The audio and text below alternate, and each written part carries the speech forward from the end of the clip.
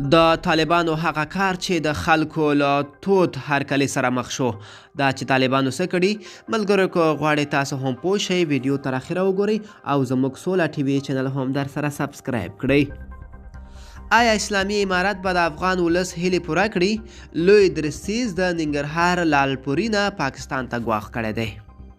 راپورونه وایي د طالبانو لوی درستیز قاري فصیح الدین فاتح نن ننګرهار ته تللی او د ډیورنډ کرښې له هغې څنډې یې لیدنه کړې چې ویل کېږي څو ورځې مخکې پکې طالبانو د کرښې اغزن تار پرې کړی و.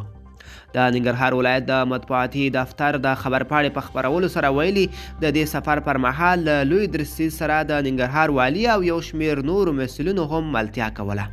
سرچینه زیاتوي مسؤلینو په فرضي کرښه کې د امنیتي ځواکونو چمتووالی له نږدې وکتلو او دوی خپلو مسؤلیتونو ته ځیر کړل. دوی وویل چې اسلامي امارت ښه ګاونډیتوب، نیکو اړیکو او متقابلو همکارۍ تشمن دی، خو که څخه زموږ پر خاوره تیری وکړي پر وړاندې به یې غلي نه پاتې کیږو، بیا به مسؤلیت د تیري کوونکي پر غاړه وي. طالبانو څو ورځې مخکې د یوې ویډیو له خپرولو سره ادعا وکړه چې په ننګرهار کې د ډیورنډ کرښې تر څیرمه د پاکستان له لوري لګول شوی اغزن سیم شلولی دی.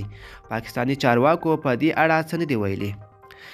د طالبانو دغه کار د ځینو خلکو له هرکلي سره مخ شوی دی، خو یو شمېر نور بیا دا کار نمایشي او غولونکی ګڼي او باور لري چې طالبان له پاکستان څخه د خپل اغیزمنتوب د پټولو لپاره دا ډول تبلیغات ترسره کوي.